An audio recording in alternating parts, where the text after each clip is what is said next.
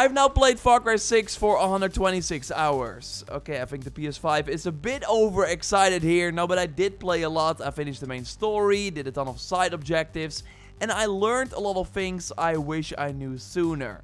100 hours ago, for example. So in this video, I want to share these pro tips, which should help you out a ton.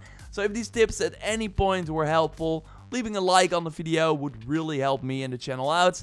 And let's go. You can enter my current giveaway for 2,300 Far Cry credits via the link in the pinned comment. And these giveaways are of course for subscribers of the channel. So be sure you are subscribed if you want to participate, and good luck. I bought the parkour set near the end of the game, but my tip to you is buy it right now if you don't have it yet. You get it from the Bandidos barracks, which you have to build in your home base.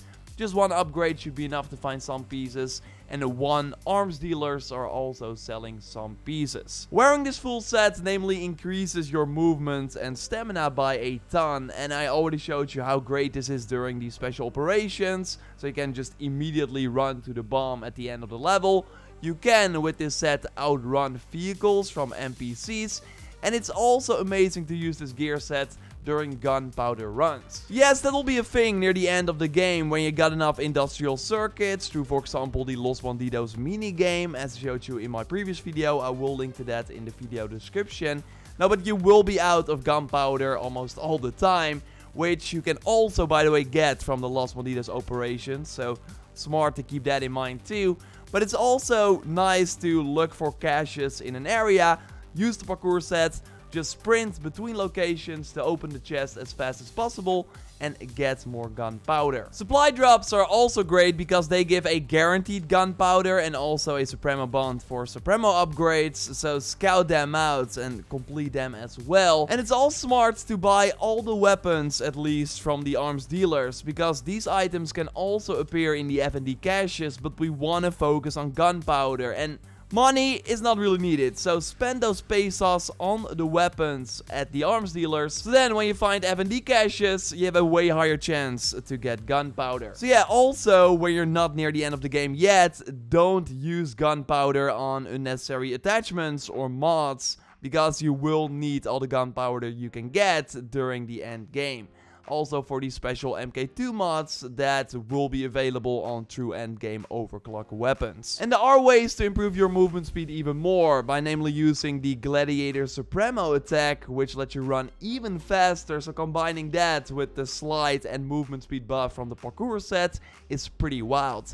You cannot outrun vehicles though. Driving those is still faster, but on foot you're of course way more agile and can more easily travel between locations. Next to the parkour set and the gladiator buff, we also got the speedy spaghetti buff. By building and upgrading the cantina in one of your home bases, you unlock food buffs. And with the cantina on rank 3, all the buffs are available and you can then activate them by using meat from animals. So for the speedy spaghetti, we need to hunt crocodiles, for example, which are over here on the map. Using a bow is smart, and then use the meat for these buffs. So I kind of like how they make hunting still worth it during the end game, because these buffs are really great. They stay active for 6 hours after fully upgrading the cantina, and with the bullets and beans, you can, for example, carry additional ammo for all types and scavenge more ammo too.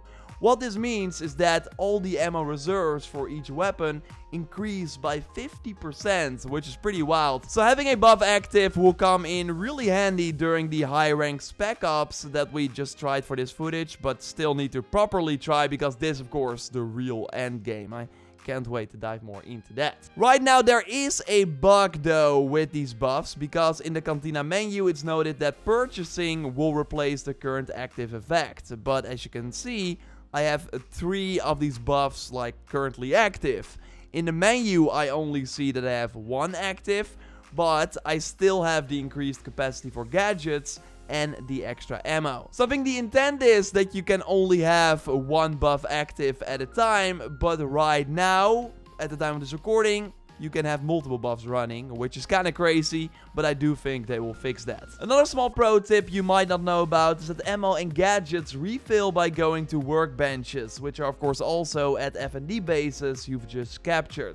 So even if you're not planning to mod weapons, totally interact to refill everything. And also, when you're about to go to a brand new location, it might be smart to first go to a hideout to refill the Supremo charge. Here I use my Supremo, then I fast travel to the hideout, and bam, it's immediately full again.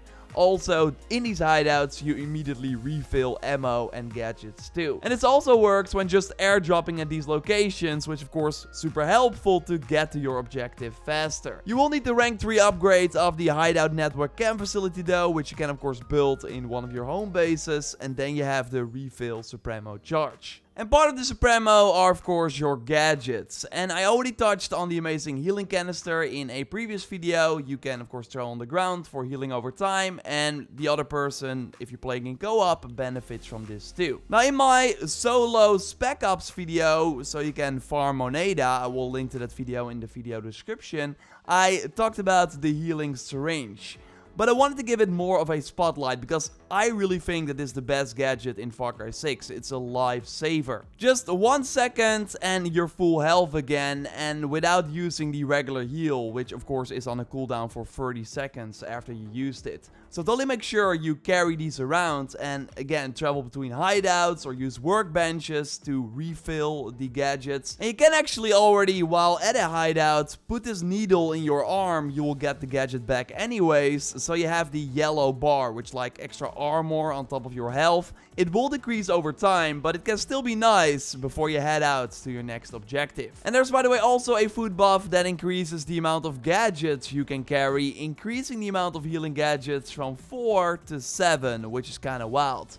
The turret remains at 1 though, and I'm still not too sure about this one. You put it down, then it needs some time to get going, and will then just shoot enemies in the area and also take attention away from you, which can be nice. But they are kind of stupid, trying to shoot through objects, and they take quite long to kill enemies. Of course, in co-op, you can put 2 of these machines down, but this like mastery rank 1 of the Museo map, and they're blown up instantly. So maybe you found better uses for them. Right now, I'm not convinced yet. I do want to note another amazing gadget though. I already talked about the pretty great EMP grenades in a previous video, but it's even nicer to craft the EMP Sticky that will easily stick on ground vehicles like tanks, so you can very easily hijack them. You can also use a simple grenade launcher for this. Don't stand too close though. But now I can also hijack the tank.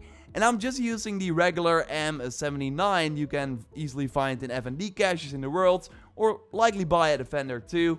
And you want to put those EMP grenades on it at the workbench. So where these sticky grenades are kind of hard to use against helicopters, with a good aim you can very easily get them out of the sky with this grenade launcher. Just 1 shot is necessary.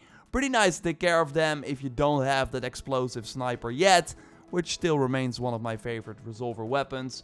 And overall, I think a better let's take out helicopter weapon. Although, before you unlock that, the grenade launcher is kind of nice. Also fun against ground vehicles. The enemies inside will get electrocuted, which might kill them, or they're down to very low health, so you can easily finish them off. So I kind of like running around with this grenade launcher in my arsenal. A small but nice tip I saw in a video from Legacy Gaming, and a link to their channel of course in the video description, is that in the menu under HUD you can select an option called Pick Up Outline, which can reveal interactable objects like resources you can gather way more easily. So switching this on can be great throughout the game, or just when looking for resources in particular. And of course, if you have any pro tips after playing the game yourself, then totally leave them in the comments for other people to find out too. A like on the video would really help me out. Subscribe for way more Far Cry 6 content if you haven't already. We'll be covering the game post-launch a lot too. And way more tips and tricks are coming your way. And totally check out my previous video by clicking on the screen. For now, I will speak to you next time, and goodbye.